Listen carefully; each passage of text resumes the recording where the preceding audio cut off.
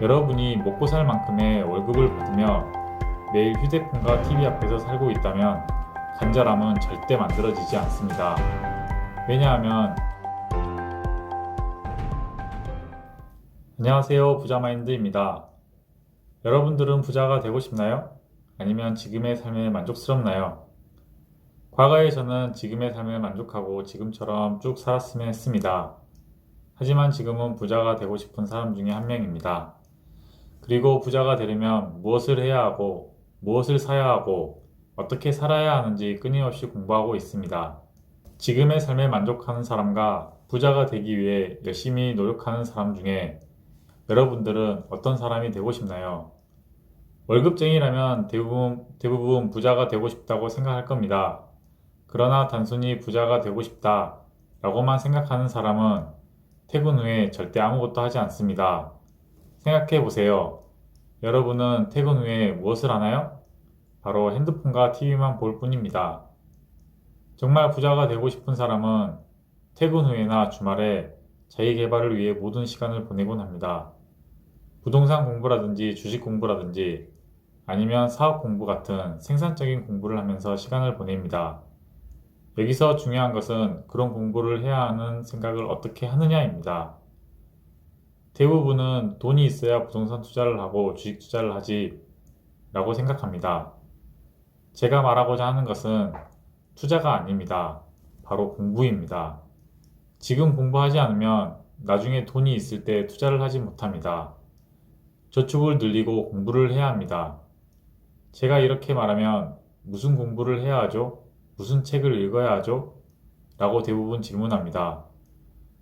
오늘 이야기할 부분이 바로 여기에서 행동을 하느냐, 행동을 안 하느냐의 차이를 말씀드리려고 합니다. 저는 이 부분에서 의문이 많이 들었습니다.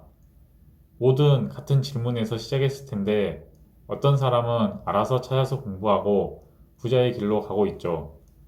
반대로 어떤 사람들은 의문만 가질 뿐 여전히 휴대폰과 TV를 보면서 시간을 보내고 있습니다. 저는 이 차이가 간절함이라고 생각합니다. 부자가 되겠다는 강렬한 마음, 의지 같은 매우 강한 간절함이 있으면 지금 바로 찾아보고 행동하게 되는 모습을 볼 수 있었습니다. 저 또한 그랬고요. 그럼 여기서 또 한 번의 의문이 있습니다. 그 간절함이란 어떻게 만들어질까? 라는 것입니다. 여러분이 먹고 살 만큼의 월급을 받으며 매일 휴대폰과 TV 앞에서 살고 있다면 간절함은 절대 만들어지지 않습니다. 왜냐하면 지금 월급으로 충분히 먹고 살만 하니까 그렇습니다. 부자가 되겠다는 생각조차 들지 않습니다. 하지만 20년 뒤, 30년 뒤 월급만으로 살 수 있을지 한번 생각해 보세요. 각자의 사정에 따라 간절함은 생길 수도 생기지 않을 수도 있습니다.